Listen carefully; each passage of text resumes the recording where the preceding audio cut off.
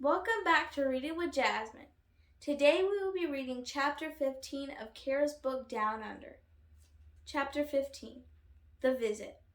Mom was just about to get in the car when I caught her. Wait, I called. She turned around. You want to come with me to visit, Mamie? It wasn't exactly that I wanted to go. It was more that I couldn't stop thinking about what Auntie Lynette had said to me when the wombats got out.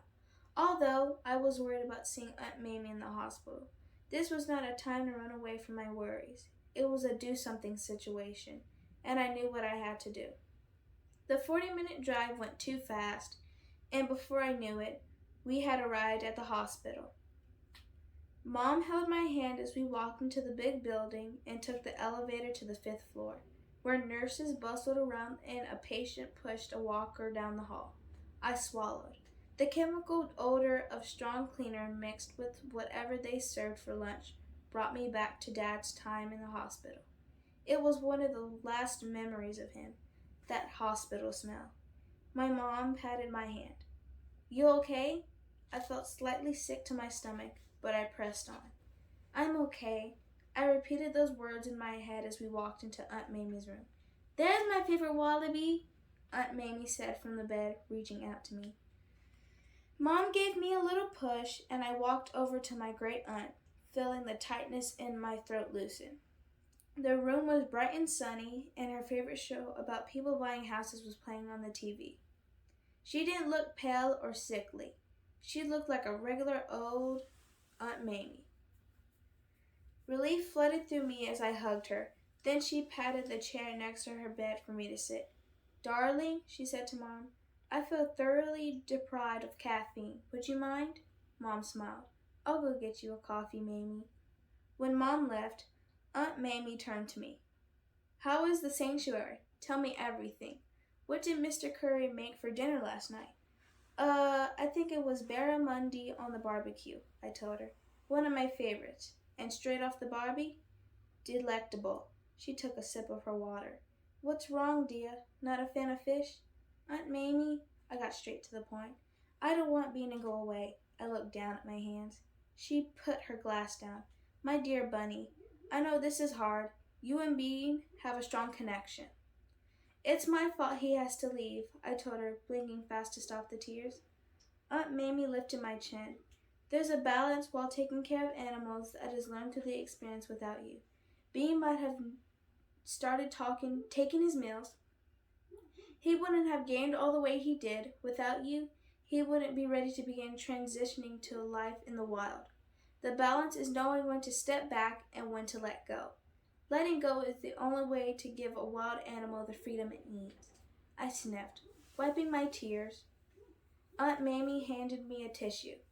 I always thought it was good at knowing what animals needed, I said, blotting my cheeks with the tissue. But I've been messing up so much lately. You too hard on yourself, dear. Aunt Mamie, I let the wombats out. I mean, it was an accident, but then Daisy got attacked by a cat that I thought was harmless, and Boomer went on a midnight romp and got injured. I sucked in some air. And now, thanks to me, they're both in the clinic again, back where they started. And you know what? Aunt Mamie said, they'll heal right up. I bet Boomer and Daisy have already forgiven you. She patted my hand. And I suggest you do the same. No time for pity parties around here. She looked at me sternly, and I flushed. I'm not as tough as you, I faltered.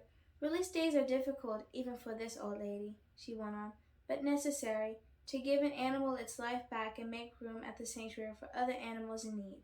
She smiled. Don't be fooled by my tough old hide. With every animal we release goes a piece of my heart.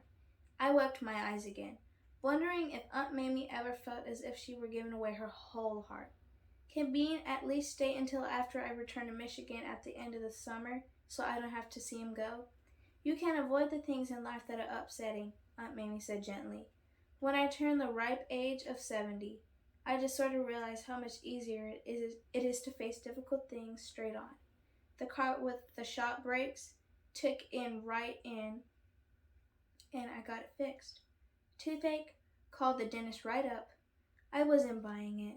It would be easier for both of us, for Bean and me, if you just waited until after I leave, but it wouldn't be best for Bean. said Aunt Mamie.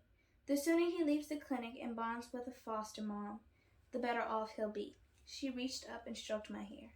"Here's how I face these hard moments. I remind myself of the things that bring me joy, like beautiful birds, ice cream with peanuts, warm campfires on a dark night, a warm drink on a cold morning." I gave her a skeptical look, but she was undeterred. "Now you try it," she urged. "Think of something you enjoy, that's something good in your life." I thought of Alexis' friendship, Bean slurping his formula, and watching the sunrise on the veranda. I didn't feel an instant relief, but I did feel a flutter in my chest, a loosening in my shoulders. "You promise they'll take good care of him?" I asked, blowing my nose. She crossed her heart. "I swear on this applesauce." She picked up a covered bowl. "Do you want this, by the way?" I shook my head. "How about ice chips?" she said. "They have a machine that makes them. Best ice chips for crunching when you're bored." "No thanks."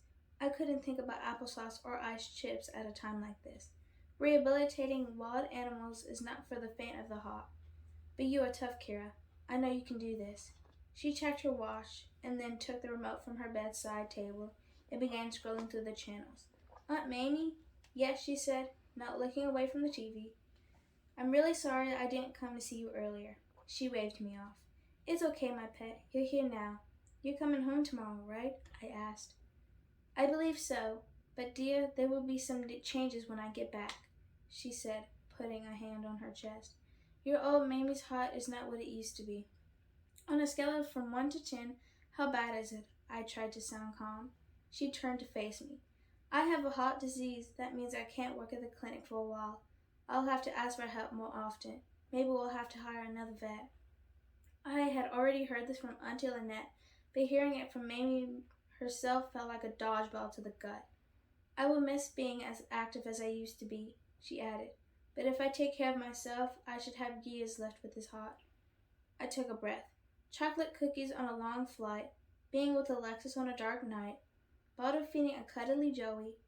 Aunt Mamie pushed a strand of hair out of my face. "I have plenty of reasons to feel grateful, and one of them is sitting right here."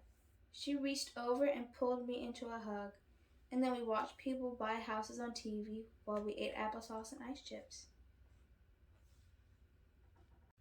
This concludes Chapter 15. Kara finally has the nerve to go and visit Aunt Mamie in the hospital. Once her mom leaves the room, they begin to have a private conversation. Kara talks about Bean and how she's devastated that he has to leave. Aunt Mamie then talks about her heart disease and how she might not be able to be at the sanctuary. Stay tuned for Chapter 16.